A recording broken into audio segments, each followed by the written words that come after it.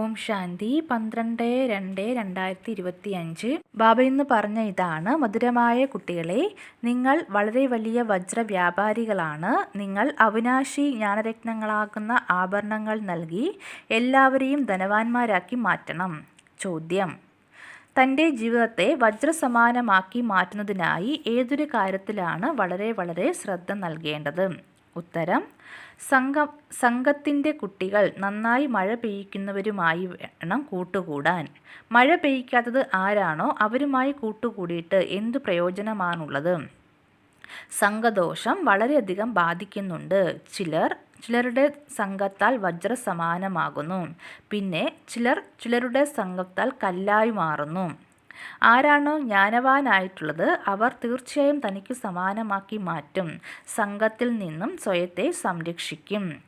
മുഴുവൻ ഡ്രാമയും നല്ല രീതിയിൽ ബുദ്ധിയിൽ ഓർമ്മയുണ്ട്, വ്യത്യാസവും ബുദ്ധിയിലുണ്ട്. ഇതെല്ലാം ബുദ്ധിയിൽ പക്കയാക്കി വെക്കണം.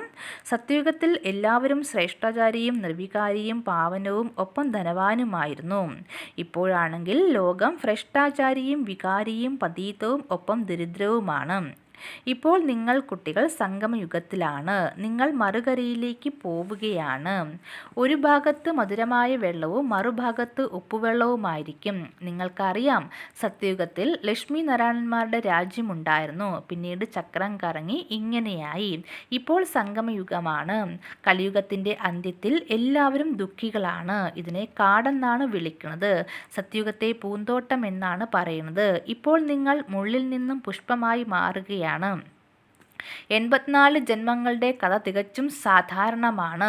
ഇനിയിപ്പോൾ നമ്മുടെ ജന്മം ഈ മൃത്യുലോകത്ത് ഉണ്ടാകില്ല. നമ്മുടെ ജന്മം അമരലോകത്താണുണ്ടാവുക. ശിവ് ബാബയെ അമർനാഥൻ എന്നും വിളിക്കുന്നുണ്ട്. ബാബ നമ്മെ അമരകഥ കേൾപ്പിക്കുകയാണ്.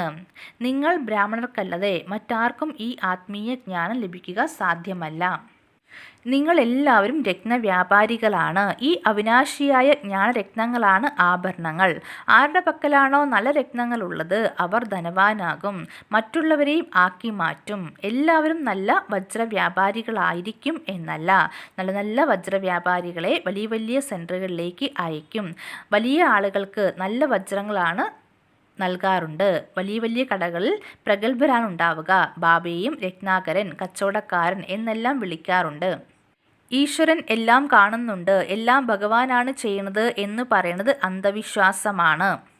സേവനം ചെയ്യുക എന്നത് കടമയാണ്. ഇതിൽ അഹങ്കാരം വരരുത്. അഹങ്കാരം വന്നാൽ വീണു.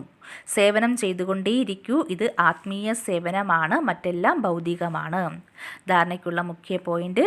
ഒന്നാമത്തെ പോയിന്റ്, ബാബ പഠിപ്പിക്കുന്നത് പ്രതിഫലമായി പുഷ്പമായി കാണിച്ചു കൊടുക്കണം, പരിശ്രമിക്കണം. ഒരിക്കലും ഈശ്വരീയ കുലത്തിൻ്റെ പേരിനെ മോശമാക്കരുത്. ജ്ഞാനവാനും യോഗിയുമായത് ആരാണോ അവരുമായി കൂട്ടുകൂടണം. രണ്ടാമത്തെ പോയിന്റ്, ഞാനെന്ന ഭാവത്തെ ത്യാഗം ചെയ്ത് നിരഹങ്കാരിയായി മാറി ആത്മീയ സേവനം ചെയ്യണം. ഇത് തൻ്റെ കടമയാണ് എന്ന് മനസ്സിലാക്കണം. അഹങ്കാരത്തിലേക്ക് വരരുത്. വരദാനം: വ്യർത്ഥത്തെ പോലും ശുഭഭാവത്തോടെയും ശ്രേഷ്ഠഭാവനയിലൂടെയും പരിവർത്തനം ചെയ്യുന്ന സത്യമായ മർജീവയായി ഭവിക്കൂ. ബാപ്ദാദയുടെ ശ്രീമതമാണ്: കുട്ടികളെ വ്യർത്ഥം കേൾക്കരുത്, കേൾപ്പിക്കരുത്, ചിന്തിക്കരുത്. സദാ ശുഭഭാവനയോടെ ചിന്തിക്കൂ, ശുഭമായ വാക്കുകൾ പറയൂ. വ്യർത്ഥത്തെ പോലും ശുഭഭാവനയോടെ കേൾക്കൂ. ശുഭചിന്തകരായി മാറി സംസാരത്തിൻ്റെ ഭാവത്തെ പരിവർത്തനപ്പെടുത്തൂ.